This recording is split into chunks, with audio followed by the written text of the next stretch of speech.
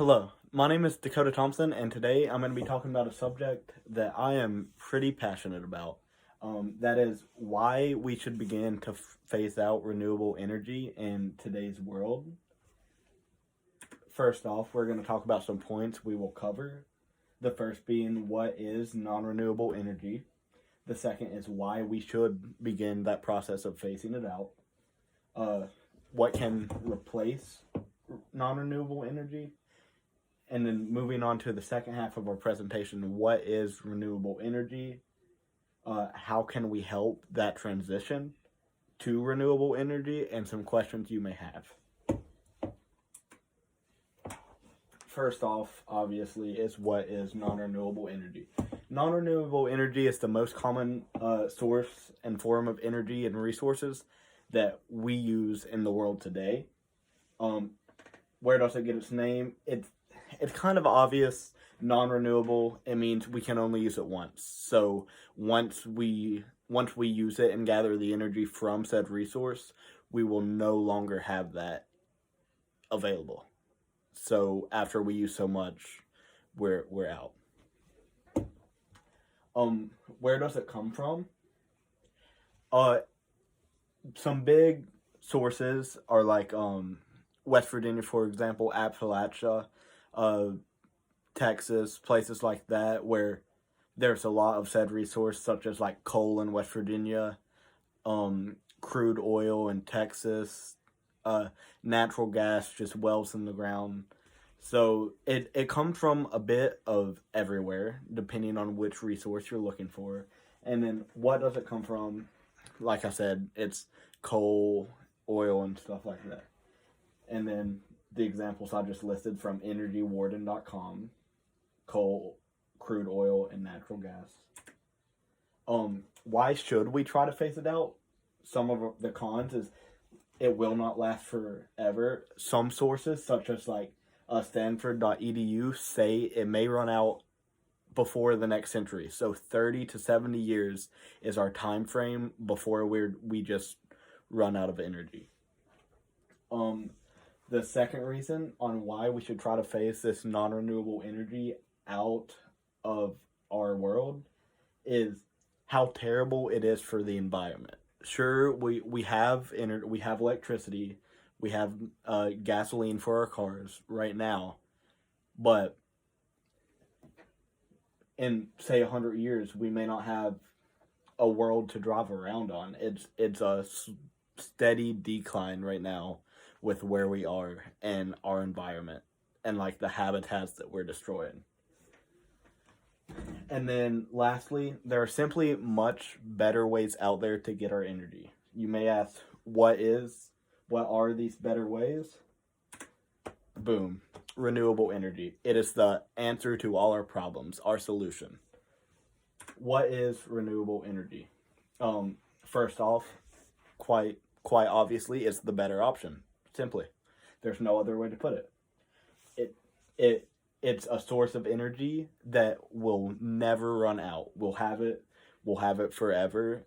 In the long run, it's cheaper. The initial setup for renewable energy will be a bit pricey. I won't lie, which any startup for an industry is. So it's a sacrifice we have to make, but in the long run, it will be better for us. And not only would it be better for us, point 4 on this slide, it's going to be better for our environment.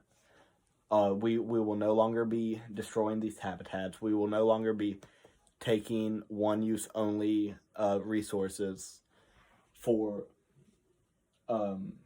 our energy. Right now, we kind of have a one-sided relationship with nature, and it'll help improve it, basically. Some examples of renewable energy include wind power. That's basically those big, large windmills you see up on hills in like the plains. We have solar power, just solar panels. That's actually a way you can start. You can set up your own solar energy panels for your house. Like, that doesn't have to be a mass thing. It may be a little pricey, but it's definitely a way you can make a change and help for your environment to set up those panels and then we have hydroelectricity. If you don't know what that is, you can see in the name with the hydro, it includes water, so it's basically like Hoover Dam. It's any energy we can get from water. It's running water completes a circuit. It's very easy, and those examples are from nationalgrid.com. How can we help? So the biggest thing is support the switch. You can do this in multiple ways, but it definitely needs to be high in your totem pole of importance of like changes we can make in our environment or in the world in general, like starting today. This is something that we can do to help future generations. It won't just help us, but it'll help our kids, our kids' kids, our kids' kids' kids, and then way down the line. I'm not gonna lie, it is vital.